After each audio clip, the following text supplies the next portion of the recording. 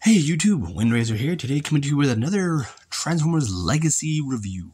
Today I'm going to be looking at Transformers Legacy Elita-1. Now, I know I reviewed Minerva, and I said I would not get Elita-1, but because I accidentally sold my Transformers Siege Netflix Elita-1, yeah, I don't have an Elita-1 anymore. So this is my new Elita-1. And I can't do a side-by-side comparison of her and Minerva. Minerva is packed away right now. But yeah, like I said, with Minerva, it's a good alt mode for both characters. It's just with Elita-1, there are some bits that just don't want to stay in place, and it's basically this whole section does not want to stay together. Like, nothing wants to stay in place. These don't want to stay up very well. Like, they keep wanting to droop down. You can tell this one's drooping more than that side is. And you can see her head right here. Her fake head is here. And I do like the colors on this one. The nice variations of maroon, some peach, pinkish color. It is really starting to bother me now.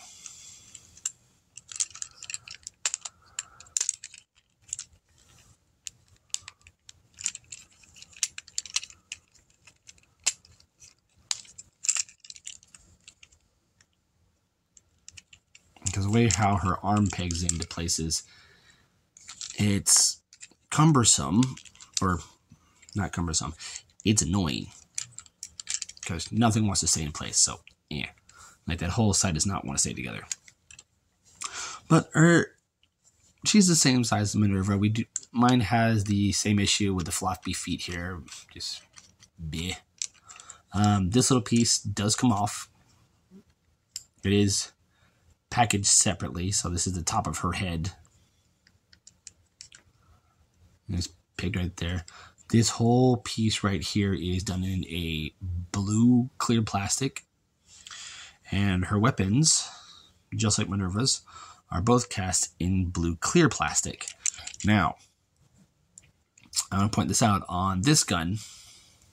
The one that has the two post holes, this one, the other one, is starting to crack at stress at this piece right here. You can see it very faintly. It is starting to crack and starting to stress.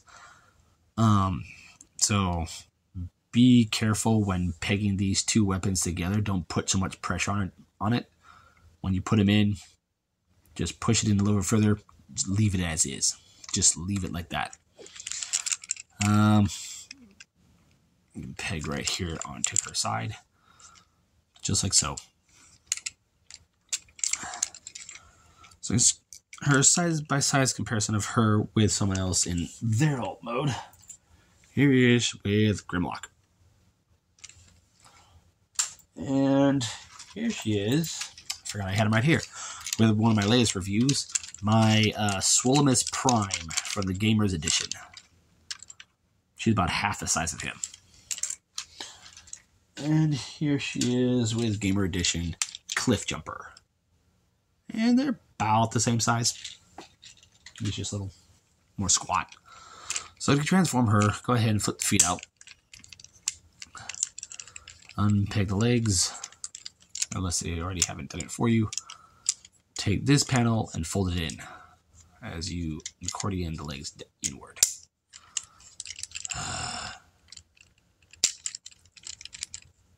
That never happens when I transform it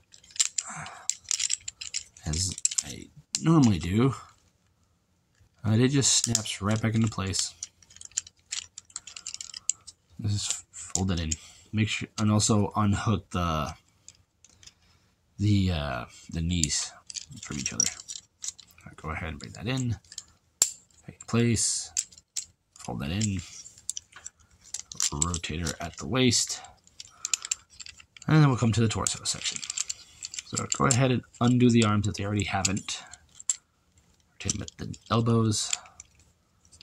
Take this panel, fold it up in, and bring this piece down on the hood of the car, and then bring this down. And supposedly this tab right here, right where I'm pointing, is supposed to peg into her back. But there's a slot there. It's just where it is behind this pin and hinge. It does not want to stay in place. There you have Elita-1 in her robot mode. Now you can take these pylon pieces and push them up just like Minerva, or flip them a certain way, or whatever. I keep them like this because it makes her silhouette more cleaner.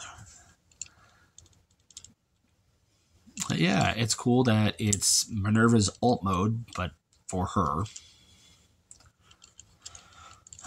Go ahead and give her weapons. She can pew pew. They are Blush compatible, so that is a bonus. I do love having these things again, so she can really with the Decepticons. Posability on her for right now. What I'm going to do is posability first, and I'll give a close up. Her head is on a swivel, but mine moves side to side for some reason. It's not a ball joint. I know that for a fact. Arms can rotate forward and back. They can't do a full 360 because of her junk. They can go out that far. There's this bicep swivel. Let me take this gun out. Over 90-degree bend at the elbow. Wrist rotation. Legs can go forward that far, back that far, out that far. Thigh swivel. Bend at the knee, about 90 degrees. And there is ankle tilt. It's there, but it's lackluster at most. For a close-up of her, her details on her are very nice. I do like her, especially her head sculpt. I love that Elita-1 head style. Very nicely done. She does have some molded pistons here, right here in the back of her legs.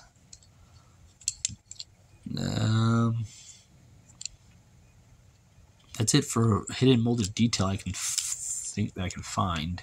Yep. But with mine, has a very loose waist. Too loose for my taste. Like I said with Minerva, this backpack stuff is very flimsy, floppy, does not stay into place whatsoever. Her alt mode does not stay together very well. She's good in robot mode.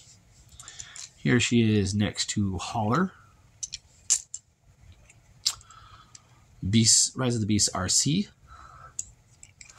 And here she is next to Grimlock, who's still complaining. There you guys have it. Here has been my review for Transformers Legacy Elita-1. I'm Wind Racer, and I'll see you in the next review.